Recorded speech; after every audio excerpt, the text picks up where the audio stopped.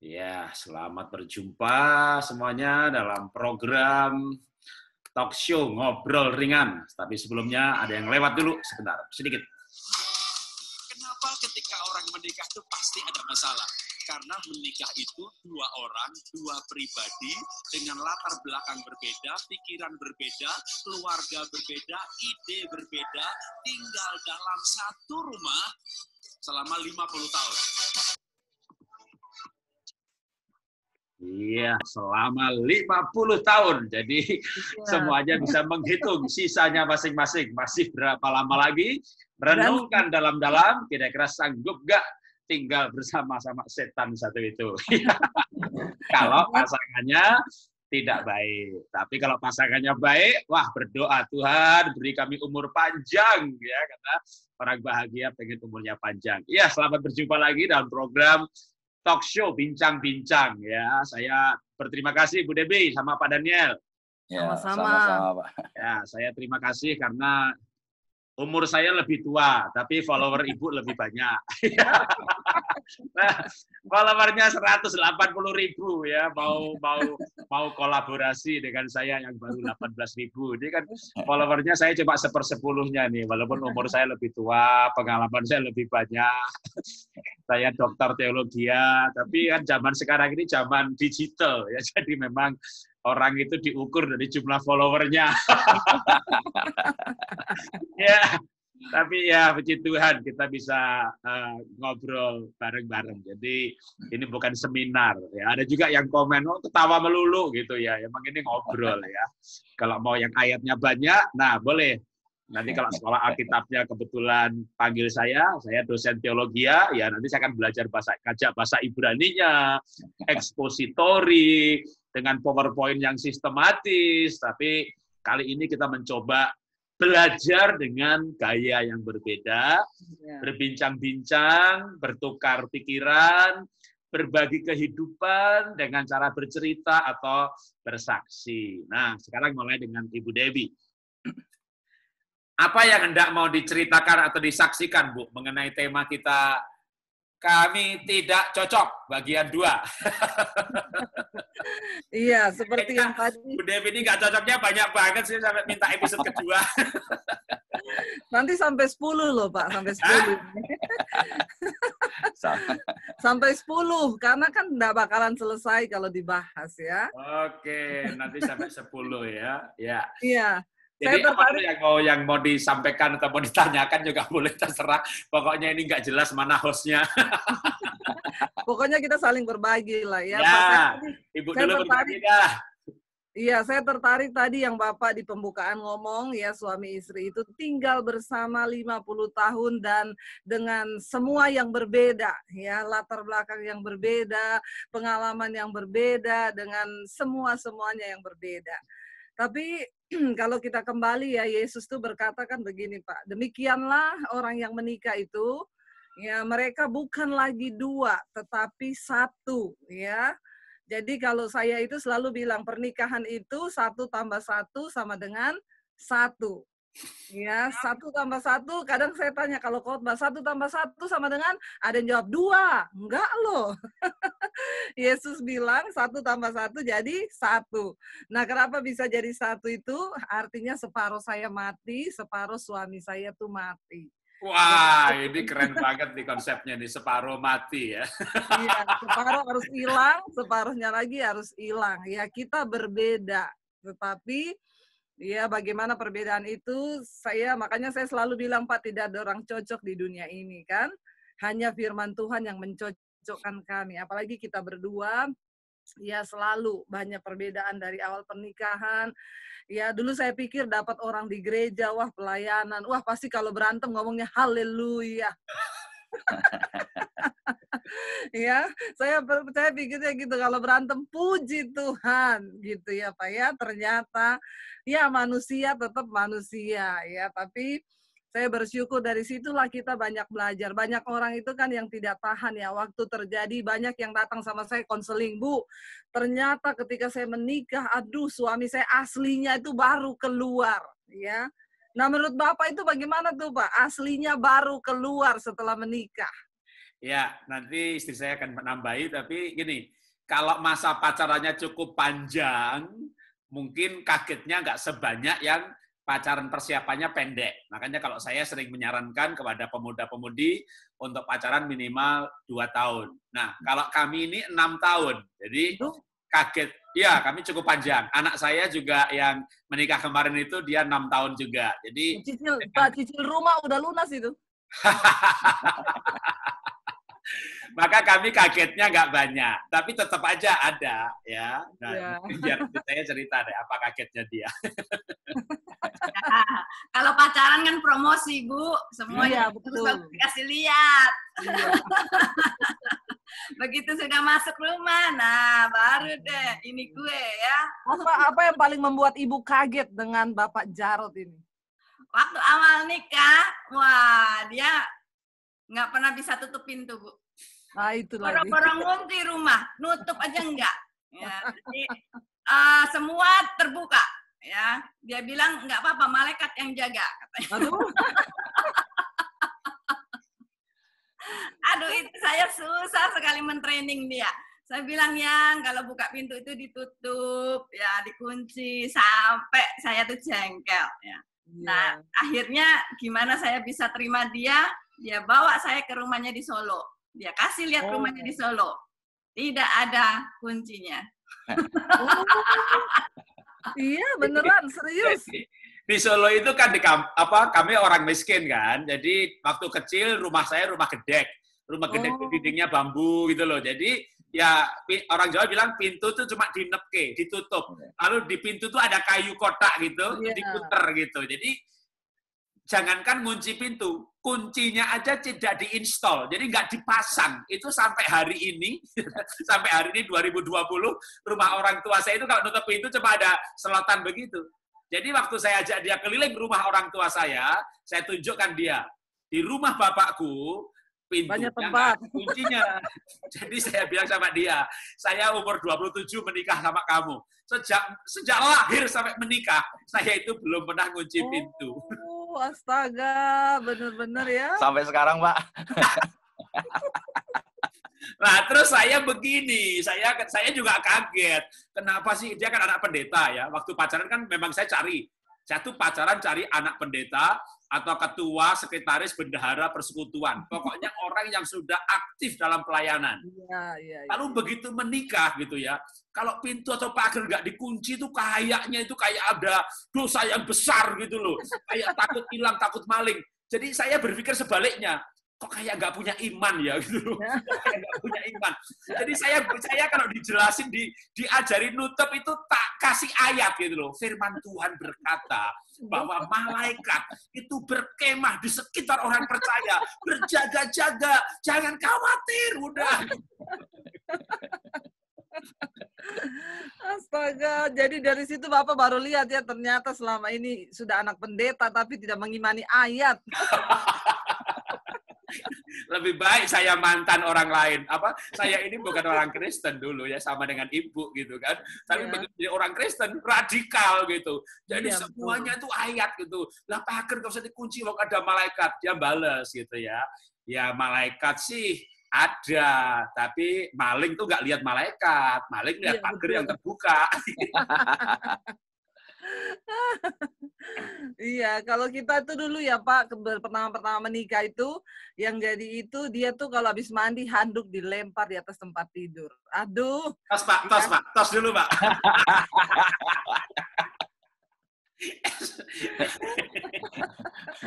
Dan itu tempat tidurnya jadi basah, jadi bau semua. Dan untuk merubah itu Pak, setiap hari saya harus ngomong. Setiap hari saya harus ngomong, karena ternyata orang itu kalau udah diomongin nggak tahu loh. Begini Bu, jenis itu hanya bisa dengan doa dan puasa. Setan dong, setan. Itu kan kerasukan roh handuk itu. Jadi itu juga satu perbedaan yang, aduh, makanya kalau dibilang rumah tangga tuh cocok. Saya pernah ketemu orang udah umur hampir 40. Kenapa kamu belum menikah? Belum ketemu yang cocok, Bu. Saya salamin, saya bilang gini, selamat, seumur hidup tidak usah menikah. cari yang cocok, nggak ada yang cocok. Tapi setidaknya kan saya dulu punya prinsip, Pak. Kalau dulu ya punya menikah itu setelah dalam Tuhan, saya harus tahu cari yang takut akan Tuhan. Ya kayak Bapak tadi lah ya, setidaknya yang pertama nggak merokok. Nggak merokok itu dulu. Takut akan Tuhan, saya nggak takut maling. Takut Tuhan, ya takut Tuhan, nggak merokok gitu ya. Orang tanya kenapa Bu nggak merokok? Bukan apa-apa, lumayan lah uang rokoknya kalau dihitung-hitung tiap bulan. Ya nggak, kalau satu pak sekarang berapa? Kalau dia 3 pak kali sebulan itu ya. Jadi saya dulu ya bersyukur lah Pak ya, maksudnya walaupun banyak perbedaan ya, walaupun yang namanya sembarangan gitu ya, taruhnya di mana-mana, yang penting duitnya taruh di ibu ya kan. Kalau itu kan cuma masalah-masalah kebiasaan sehari-hari, tapi poinnya yang utama dia udah bertobat dulu, takut Tuhan. Kalau tinggal hal-hal kecil itu kita masih bisa lah maklumi, asal jangan ya mabok, judi, main perempuan, aduh kalau itu mah sudah ini. Saya mau apa? Pak, Bapak sampai sekarang naruh anduk masih sembarangan nggak? Kadang-kadang, Pak. Kadang-kadang. Tapi kadang kan setiap hari diingetin, kadang juga saya udah taruh di tempatnya. Cuman kadang-kadang lupa. Kalau gitu, Pak, ada satu pertanyaan nih, Pak. Ya. Kan Bapak juga udah menikah kurang lebih berapa tahun? 30 tahun. Nah, itu bisa nggak Pak, trauma masa lalu itu mempengaruhi dalam keluarga Bapak, dalam mengarungi keluarga ini, trauma-trauma masa lalu itu apakah bisa mempengaruhi dalam membangun keluarga? Pasti ya, karena manusia itu perilaku dipengaruhi oleh hati kan, hati yang terluka, hati yang belum pulih, gambar diri yang rusak. Kalau gambar diri lebih ke arah mindset kan, paradigma pikiran.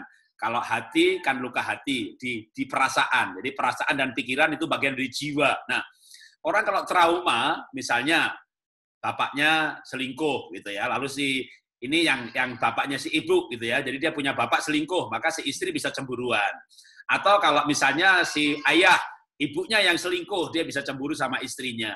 Atau bukan orang tua termasuk, apalagi kalau banyak ya, bukan hanya bapaknya nih, Pak D-nya, pamannya, kakeknya. Wah, itu bisa menjadi bayang-bayang yang kayaknya semua orang kok begitu, walaupun mungkin 30%, tapi 30% itu udah membuat orang berpikir bahwa semua orang gitu. Itu trauma masa lalu.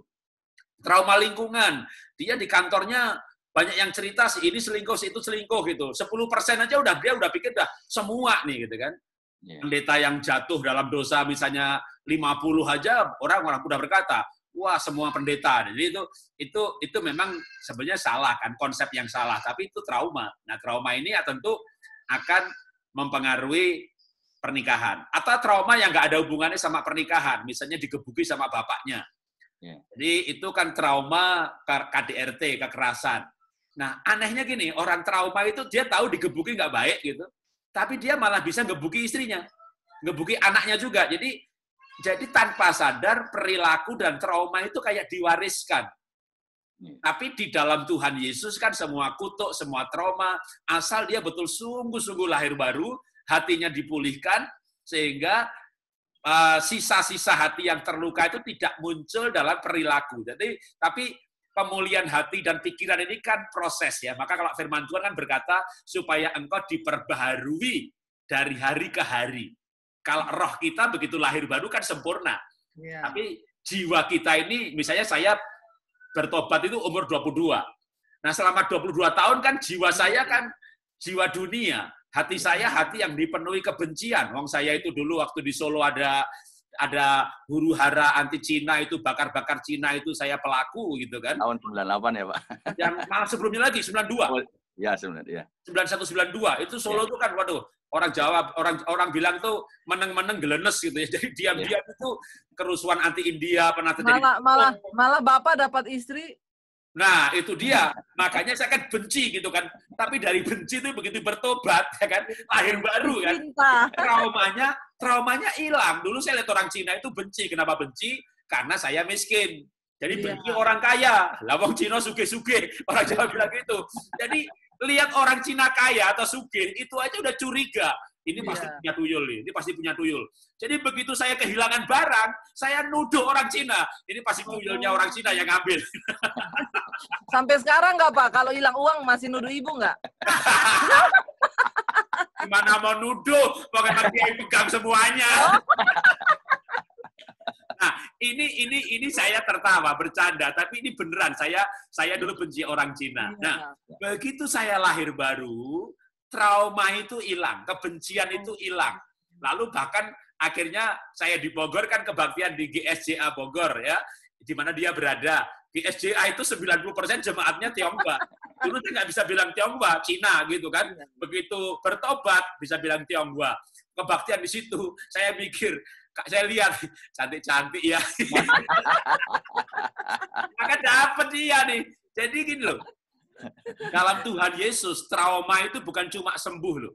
Dari membenci, menjadi bisa hidup dengan. Iya. Menikah itu kan hidup dengan. Loh ada orang begini, saya benci, tapi ya sudahlah saya ampuni, tapi saya nggak mau deket-deket sama dia. Nah, itu sembuhnya nggak total. Saya dari membenci, hidup bersama dengan. Dari mencurigai, percaya dengan. Gitu kan, udah saya sama dia semuanya. Jadi, trauma mempengaruhi, tapi di dalam nama Tuhan Yesus, trauma 100% saya yakin pasti gitu ya, bisa disembuhkan. Iya, itu juga seperti saya, Pak. Saya ini dulu kan waktu kecil sering dipukulin, sering ini. Jadi waktu saya menikah, saya balas dendam itu ke anak-anak. Enggak ke suami? Oh, bukan. Ya, Pak, jujur, Pak. Malah besar badannya, Pak. Jadi nggak berani. Tapi saya bersyukur ya, justru perbedaan kita itu, saya menikah sama dia orang Solo yang sabar. Jujur Pak, dulu waktu saya itu belum dipulihkan, saya kalau marah anak tuh kan saya pukulin mereka. Sambil saya ngomong, kamu tahu nggak, dulu Opa bikin sama Mami itu lebih parah daripada ini. Nggak ada apa-apanya yang Mami buat sama kalian itu. Jadi kadang saya itu memaksa dia, karena dia orangnya tuh sabar, nggak pernah marah. Saya tuh kadang, kamu tuh marah gitu loh, marah sama anak itu marah. Ya tapi kan dasar orang Solo tuh nggak bisa marah, Pak. Jadi kalau marah sama anak, sekali marah cerai. Enggak lah. Pasangannya, kita cerai loh. Atau bahaya kalau nggak pernah marah. Ingat kemarin umur 60 gila. Enggak, Pak. Dia tuh marahnya gini loh. Ini aku marah loh. Aku nih marah loh. Kalau marah itu sama saya aja gini, aku boleh marah, saya bilang marah-marah aja, nggak usah permisi. Orang marah pakai permisi loh. Ya. Bagus, jadi dulu bagus. Daripada gila, Pak, minta permisi. Bapak nggak marah nama-nama gila, Pak. Jadi dulu saya gebukin aja. Punya piaraan nggak, Pak? Anjing, kucing gitu, Pak? Ada di rumah, ada. Tapi anjing kucing kita tidak berantem karena kita sudah berdamai. Oke. Karena anjing kucingnya juga damai. Jadi saya dulu ya Pak, karena perbedaan itu, saya memaksa dia menjadi seperti saya loh. Ya, kamu tuh marah sama anak, mukul anak gitu loh. Papi saya tuh dulu mukul sama anak-anak. Jadi anak-anak itu jadi takut. Lah ketemu dia Pak, nggak marah Pak, nggak bisa marah. Dia bilang, aku tuh nggak bisa marah loh. Aduh, stres saya. Jadi gimana saya lanjutin saya? Kamu tidak. Sekarang nggak bisa Pak ya? Sekarang nggak bisa. Ya, kalau marah saya cuman diem Pak biasa. Oh ya, tapi nanti begitu udah hati udah baik baru ngomong tadi saya gini gitu. Oh, jadi Ibu udah tahu sekarang ya, kalau dia diem berarti dia lagi marah tuh. Kalau dia diem saya bilang gini, saya nggak bikinin kopi loh, langsung baik dia. Kalau istri saya nggak bisa bilang begitu, Bu. Lawang saya yang bikinin kopi dia tiap hari. Oh. Aduh. Malah kalau dia diem, saya baik-baikin gitu. Jadi memang biasanya saya yang buatin kopi gitu. Jadi tapi kalau lagi diem-diem, saya tambah pertanyaan gitu. Tambahin kopi ya. Oh, gitu. Ya. Oh. Takut juga ya Pak, kalau didiemin istri takut juga ya Pak? Iyalah, hidup ini kan kalau kita orang sanguin nggak ngomong bisa gila. Iya betul. Pak, pertanyaan lagi Pak, tadi kan Bapak kan begitu lahir baru langsung 100%. Nah ini bagi orang-orang yang tidak ngalami kayak Bapak ini ada tips-tipsnya nggak supaya trauma itu bisa nggak mempengaruhi di keluarga gitu? Ya, mungkin istri saya jawab dulu dah. Ya. Ya, trauma itu memang butuh waktu sih ya untuk pemulihan ya, nggak bisa instan ya. Mungkin ya memang kalau ya karena saya anak Tuhan ya jalan satu-satunya sih ke Tuhan ya. Tapi kalau yang nggak deket sama Tuhan ya harusnya ke psikolog sih atau psikiater ya untuk bisa memulihkan. Kalau memang waktu lama untuk memulihkan. Kalau mau lebih cepat, saya rasa sih ke psikiater atau psikolog ya. Tapi kalau saya punya Tuhan, gitu. Jadi saya bisa curhat sama Tuhan. Ya Tuhan ini gimana? Terus terang saya juga pernah trauma dan seperti kemarin kan saya pernah kena hipnotis, kena tipu ya. Itu sampai sekarang saya kalau mau keluar tuh takut gitu. Walaupun saya percaya Tuhan menyertai, Tuhan melindungi, tapi tetap aja takut nanti kalau ada apa-apa gimana gitu ya. Jadi ya memang caranya untuk pulih itu butuh waktu sih ya. Ya saya tunggu. Saya mau tanya dulu. Kamu tuh kenapa nanya-nanya trauma terus dari tadi? Siapa yang masih trauma ini? Tunggu kita selesaikan dulu Pak. Bu, itu Bapak trauma sama Ibu. Kalau Ibu marah gitu kan Ibu berubah tuh dari yang biasa di mimbar gitu kan. Saya curiga, jadi kok temanya jadi trauma terus itu loh. Bapak itu kan syuting Ibu, jadi dia lihat kamera itu kan fokus banget itu kan. Wah, dia senang sekali tuh kalau tiap hari begini boleh juga nih senyum gitu kan.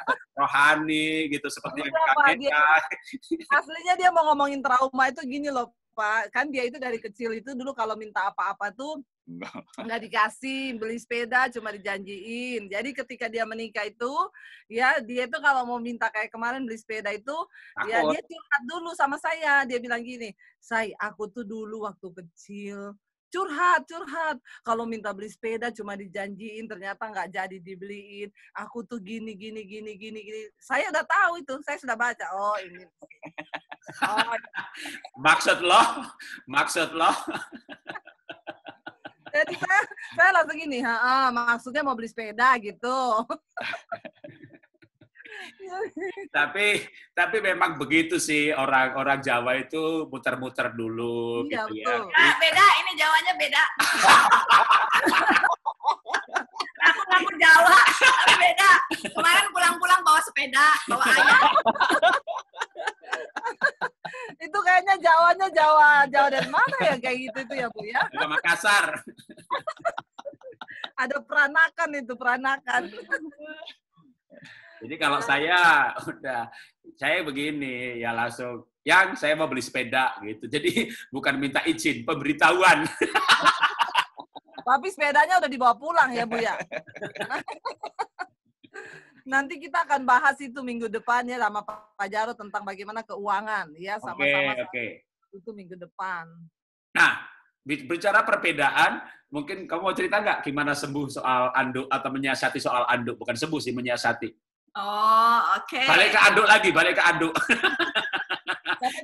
Gimana istri saya mengatasi saya soal taruh anduk sembarangan. Nanti saya kasih tambahan.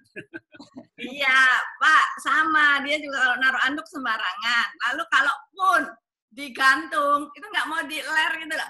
Supaya kering gitu loh. Gantung gitu aja, ngelipet-lipet gitu kan. Saya bilang, ya ini cuma beginiin. Apa sih susahnya? Saya bilang. Terus dia bilang, ya nggak susah sih. Loh, kalau nggak susah kenapa nggak mau? Tahu jawabnya? Ya kalau nggak susah kamu aja yang Untung ibu nggak gila ya.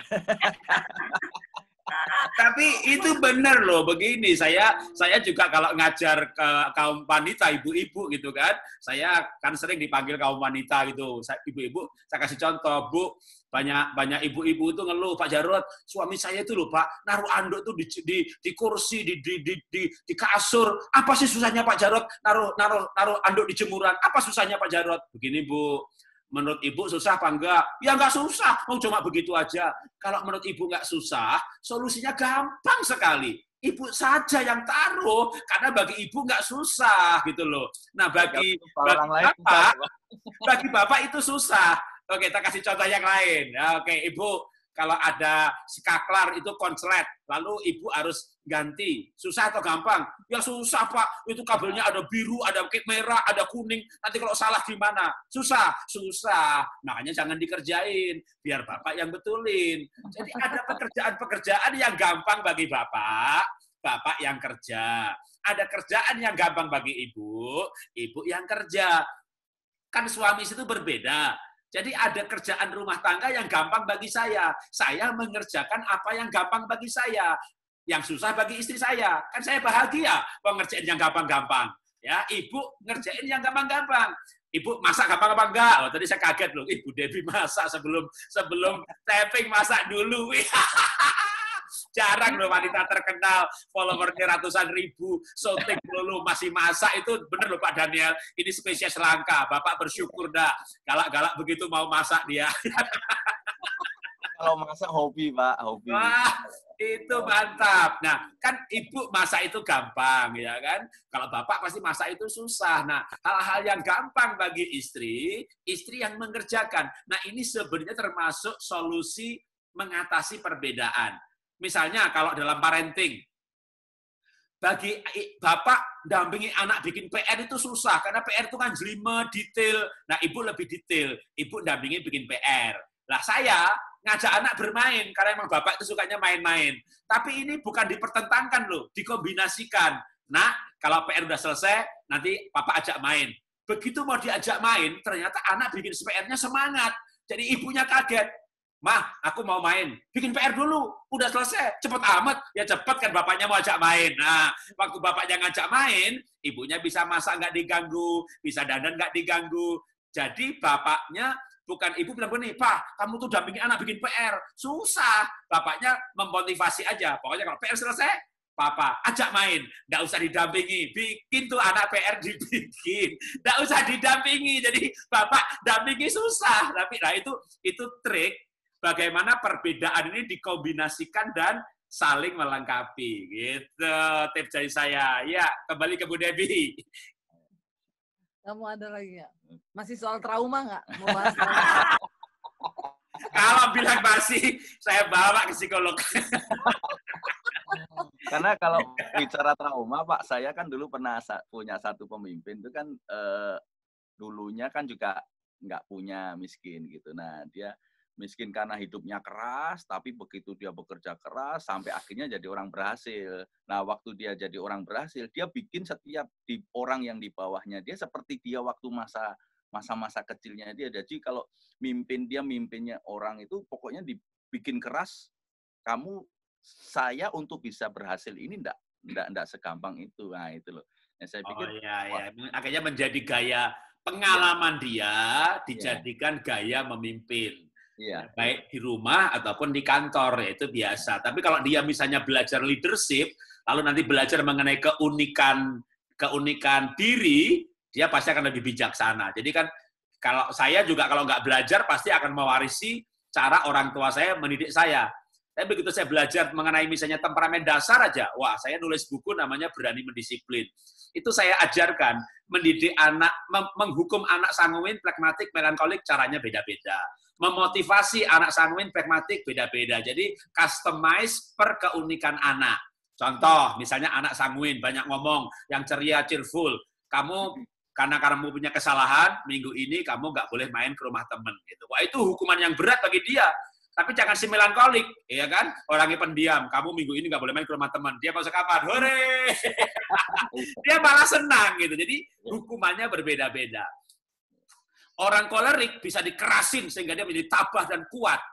Orang melankolik dikerasin, dia mengundurkan diri dari perusahaan, pasti Pak saya mengundurkan diri dah gitu. Gajinya besar dia nggak sanggup dikerasin karena dia sensitif, pekaannya perasaannya peka. Jadi sebenarnya gaya memimpin kita dasarnya adalah keunikan yang dipimpin.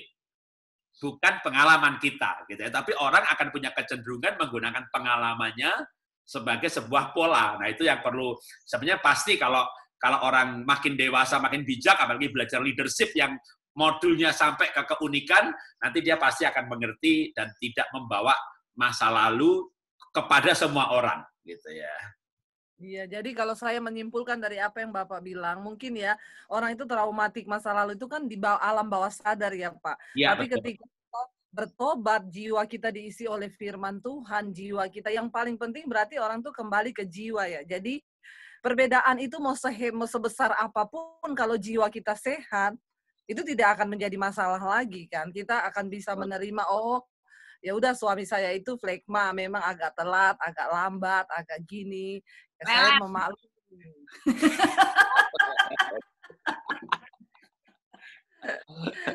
Alon-alon tidak kelakon. Sudah plekmatik Jawa lagi, nggak usah plekmatik Jawa calon alon, apalagi Jawa plekmatik. Kalau saya udah kolerik, Makassar lagi. Makassar lagi. Ya. Ini emang Ibu ini perbedaannya ekstrim sekali. Tapi begini, apa saya tambahkan tadi, saya setuju dengan Ibu tadi bahwa perbedaan itu semua orang itu nggak ada yang cocok. Tapi gini, jiwanya pasti berbeda, pribadinya berbeda. Tetapi jiwa yang diisi oleh firman dan kasih. Makanya ada ayat begini, dalam hidupmu bersama, hendaklah menaruh pikiran dan perasaan Kristus. Nah, hidup bersama itu kan memang bisa jemaat, bisa tim pelayanan, tapi yang paling lama hidup bersama itu kan suami istri. 50 tahun hidup bersama dengan makhluk yang sama, dengan pribadi yang sama. Nah, itu taruh pikiran dan perasaan Kristus. Nah, kenapa? Karena waktu lahir baru, roh kita ada Roh Kudus. Tapi itu fondasi sebenarnya. Perbedaan jiwa sebesar apapun, selama rohnya sama, itu sudah fondasi yang akan menyatukan.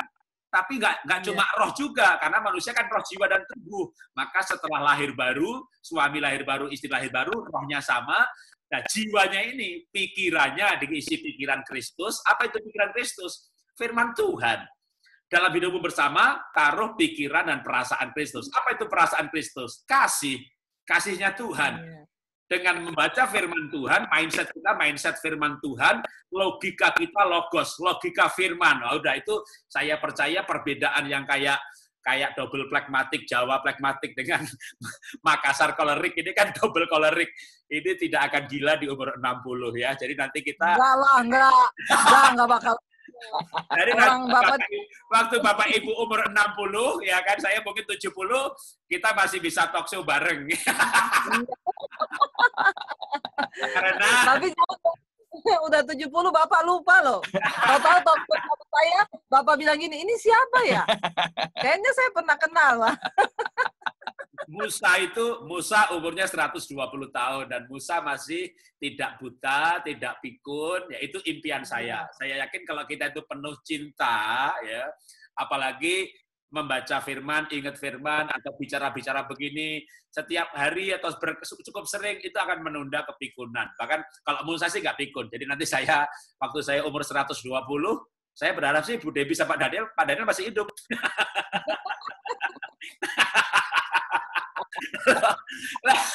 Lah, kalau saya 120, Ibu umur 100 kan Ibu mati duluan, ya kan? Nanti lanjutnya talk show-nya dilanjutkan sama anak Bapak Ibu dengan saya. Amin, amin.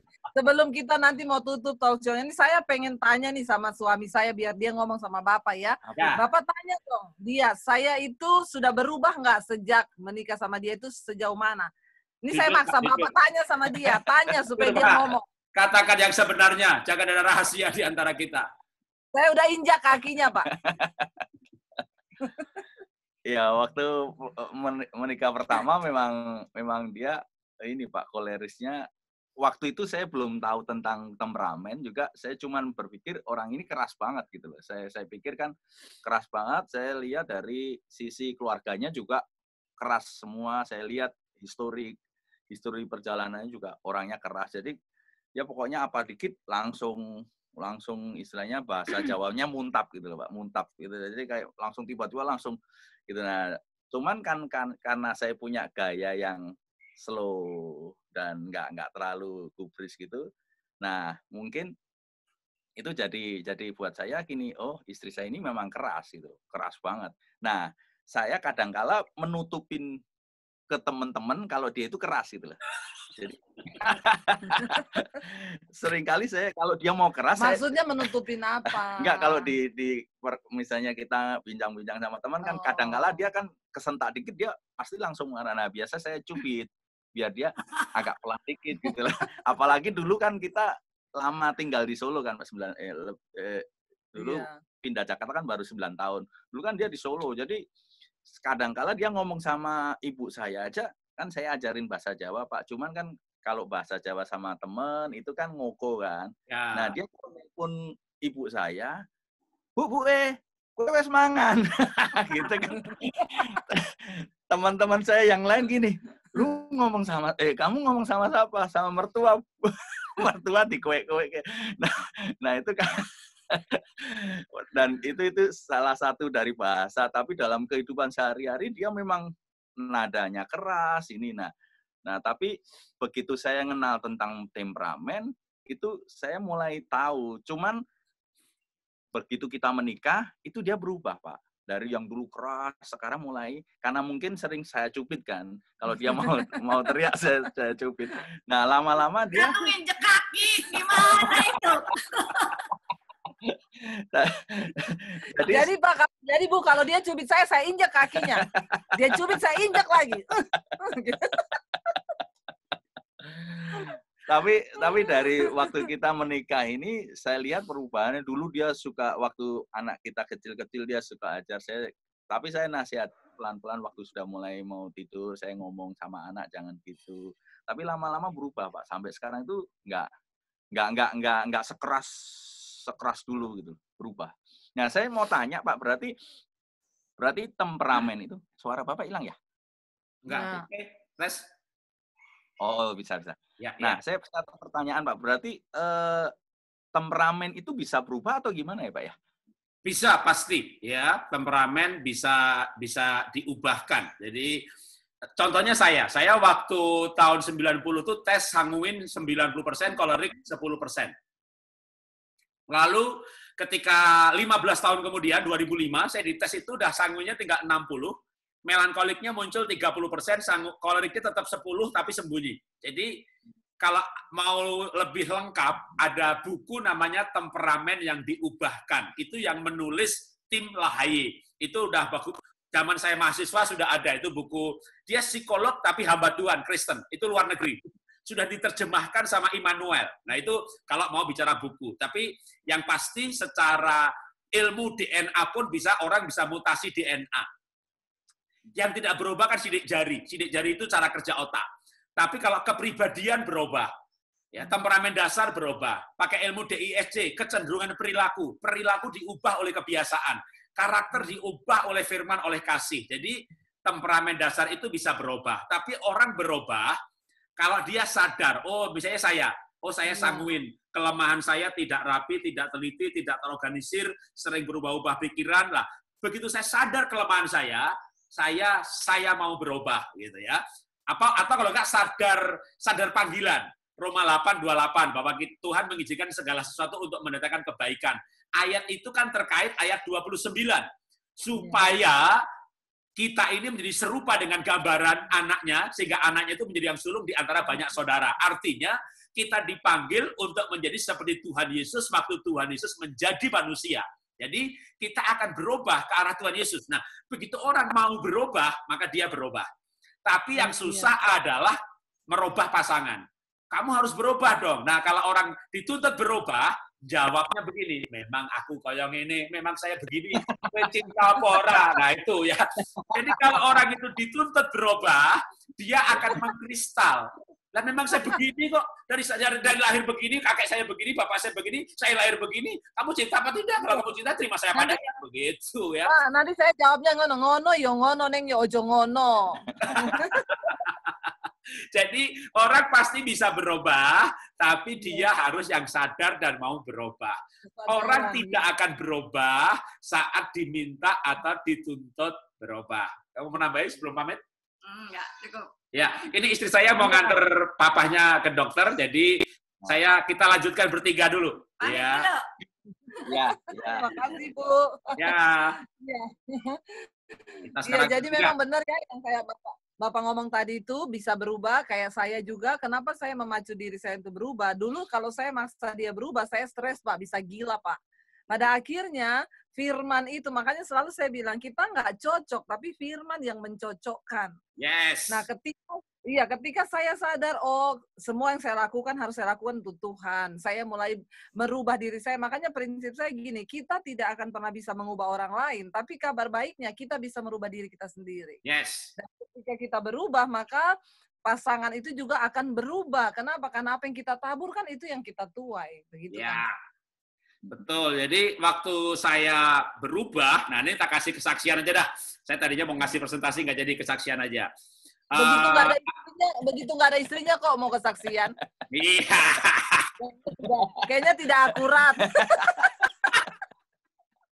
Jadi begini, jadi kan saya ini ketemu istri waktu sudah berubah. Jadi saya ketemu istri ini sudah sabar gitu. Nah, padahal saya tadinya waktu SMA itu orang Jawa bilang doso, marah-marah melulu. Nah, ketika istri saya dengar hal itu aja, itu membuat dia itu juga punya pengharapan. Terutama memang waktu itu kami menghadapi anak ya, anak saya yang nomor 3 itu ngamuk waktu remaja. Jadi waktu SD dia ceria, cheerful, lucu. TK sampai SD lah. Tapi bukan SMP itu memberontak gitu.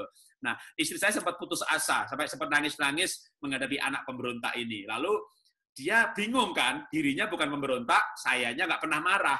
Kok anaknya marah terus? Nah, baru saya jujur bahwa dulu tuh saya seperti itu. Tapi ini saya tuh begitu malah sebelum bertobat. Begitu bertobat perubahnya, tapi cerita bahwa saya berubah itu membuat pengharapan bagi istri saya, kalau begitu anak kita pasti berubah. Jadi kalau ini memang dalam parenting ya. Tapi sama juga ketika saya berubah dalam hal lebih rapi. Sekarang ini saya lebih rapi loh. Ini contoh nih, kalau saya pergi sama istri pergi ke luar negeri, saya itu yang rapiin koper loh. Nanti sampai di hotel gitu saya yang rapiin kamar. Nanti kalau mau keluar kamar, saya itu yang malah yang naruh-naruh anduk. Jadi kadang istri itu begini, kamu tuh ini hotel bukan rumah sendiri, itu nanti ada office boy yang beresin gitu. Nah, ya nggak apa-apa lah. Jadi sebelum keluar kamar itu kamar saya rapikan. Itu saya. Jadi itu perubahan yang nanti besok kalau talkshow berikutnya istri ada bisa dicek. Nah, itu baru saya bisa percaya. Nah, perubahan saya bisa menjadi teladan perubahan bagi istri. Sama juga perubahan istri saya, kalau istri saya itu perubahannya ya lebih baik saya cerita perubahan istri aja dah gitu ya. Istri saya itu kan pragmatik. Orang pragmatik itu Bu, kalau dia wanita ya, itu dingin seksual, frigid. Jadi kalau nggak diajak bercinta itu nggak pernah ngajak, kayak nggak butuh gitu loh. Dia tuh butuh apa enggak gitu kok, kayak saya terus yang ngajak gitu. Jadi orang pragmatik itu kayak cuek gitu, cuek banget gitu. Nah, tapi kalau saya mau bersaksi dalam 30 tahun pernikahan, nah tapi cueknya cukup lama loh. Kalau 10 tahun sih ada dalam hal seks ya, dalam hal hubungan suami istri. Tapi 20 tahun terakhir itu dia makin romantis gitu. Jadi bahwa kami mengalami di mana kami ini sama-sama berubah ya. Paling nggak kalau istri saya itu malah sekarang romantis banget.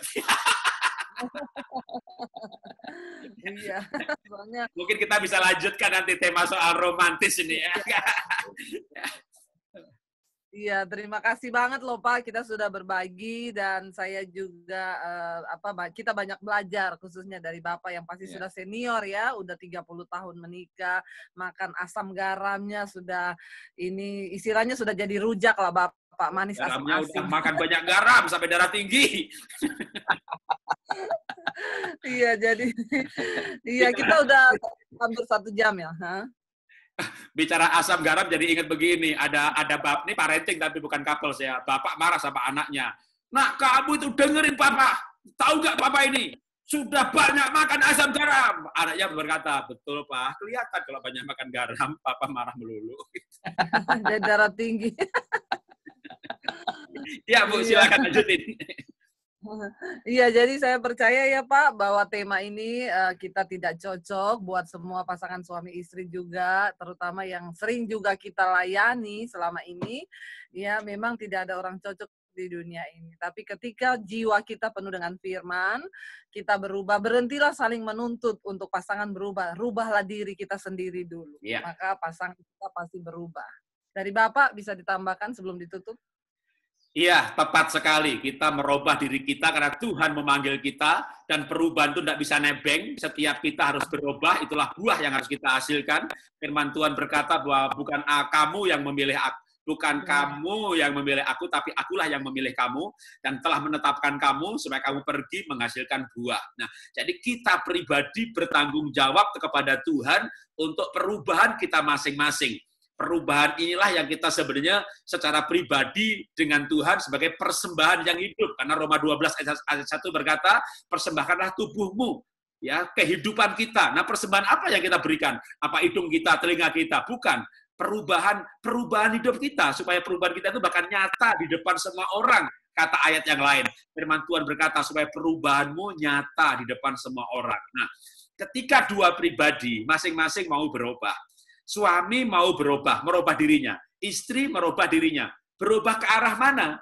Berubah ke arah Tuhan Yesus. Roma 8:29, bahwa kita akan menjadi serupa dengan gambaran anaknya. Suami berubah ke arah Tuhan Yesus. Istri berubah ke arah Tuhan Yesus. Itu kayak segitiga. Di sini suami, di sini istri, di sini Tuhan Yesus. Dua titik bergerak ke arah yang sama, maka jaraknya makin dekat. Ketika saya makin ke arah Tuhan Yesus, istri saya makin ke arah Tuhan Yesus, saya dan istri otomatis makin dekat. Jadi sebenarnya, makanya ada yang bilang begini, orang yang bahagia itu makin lama makin serupa. Saya Jawa, istri Tionghoa. Kemarin kami ke foto studio, lalu ya karena HWA 30 tahun, lalu di foto-foto, sampai yang tukang fotonya itu begini, Bapak Ibu ini nggak usah dikomando, kok senyumnya kan kita sama-sama lihat kamera kan, kita nggak lihat pasangan kita kan, kok lebar senyumnya sama, kalau ketawa sama-sama ketawa, kalau yang satu diam, satunya diam, kok bisa kompak sih? Ya, kita tinggal bersama 30 tahun, apalagi tiap malam kita berpelukan, muka nempel muka, masa nggak makin mirip? Jadi saya setuju ada yang berkata bahwa orang yang bahagia nanti akan serupa. Padahal kita beda suku, beda temperamen dasar. Kalau dulu istri saya jarang sekali mau khotbah. Tapi dalam 30 tahun pernikahan, 15 tahun terakhir makin sering, kalau dia khotbah nanti jemaatnya komentar, Pak, khotbahnya Ibu kayak Bapak. Ya iyalah, istri saya. Jadi gaya bicaranya makin mirip. Saya tinggal menunggu dia khotbah, Pak. Berarti persis saya khotbahnya. Tapi saya percaya nih, bukan bernubuat nih, percaya. Nanti begitu Pak Daniel khotbah, orang berkomentar, wah isinya dalam banget gitu. Amin. Karena orang pragmatik itu dalam, kalau bicara dalam, pengertiannya dalam. Maka jangan ragu-ragu, Pak. Kadang-kadang orang pragmatik ini ragu-ragu, istrinya juga ragu-ragu. Saya bisa apa enggak, jadi berkat apa enggak. Wah, begitu dia berbicara, semua orang diberkati. Sehingga kita berdua, suami istri, sama-sama menjadi hamba Tuhan yang menyampaikan firman. Ya, Pak Daniel, hamba Tuhan yang menyampaikan firman, bukan pegang kamera. Nanti anaknya salah satu pasti ada yang pinter edit, pinter kamera, atau ambil staff ya kan, ambil staff untuk edit. Bapak nanti akan berbicara ya nggak usah tiap hari kayak Ibu Debbie, tapi sekali aja ditunggu-tunggu orang itu. Wah, pejangannya dalam banget gitu ya kan. Pejangan itu kalau Ibu Debbie tahu ya, yang pemirsa yang lain yang bukan orang Jawa, pejangan itu nasihat, tapi nasihat yang keluar dari hati nurani. Jadi orang Jawa tuh bilang wejangan gitu. Wah, itu sudah. Dulu kakek saya kalau wejangan gitu, kakek saya lurah. Itu orang nunggu, semuanya menanti-nanti. Nah, intinya adalah tidak ada yang cocok, tapi dua orang pasti bisa saling melengkapi, dan di dalam Tuhan ada kesehatian. Tuhan memberkati. Terima kasih ya Pak buat hari ini, dan buat semua pemirsa juga yang ada di Keluarga Bahagia Indonesia di channelnya Pak Jarod, dan juga di Debbie Basjir TV, biar semua diberkati Tuhan. Dan ini boleh ditunggu-tunggu karena ini adalah kita share live hidup kita ya, yang kita bagikan bagi semua orang. Ya, dan rencananya adalah live-nya rutin setiap Sabtu malam. Jadi pokoknya tunggu aja Sabtu malam di channel kami, Keluarga Indonesia Bahagia, channel yang memang khusus keluarga. Kalau mau tema parenting, mendidik anak kebutuhan khusus, gimana soal perselingkuhan. Nah, tapi kalau mau cari tema iman, hikmat kehidupan, mesbah keluarga, sudah paten. Debbie Basjir TV. Tempat pada di sana. Iman Anda dikobarkan. Doanya luar biasa. Jadi puji Tuhan, terima kasih kita bisa berkolaborasi bersama dalam 2 channel. Ya, Tuhan memberkati. Sampai jumpa dalam sesi atau episode selanjutnya. Tuhan memberkati semuanya. Iya.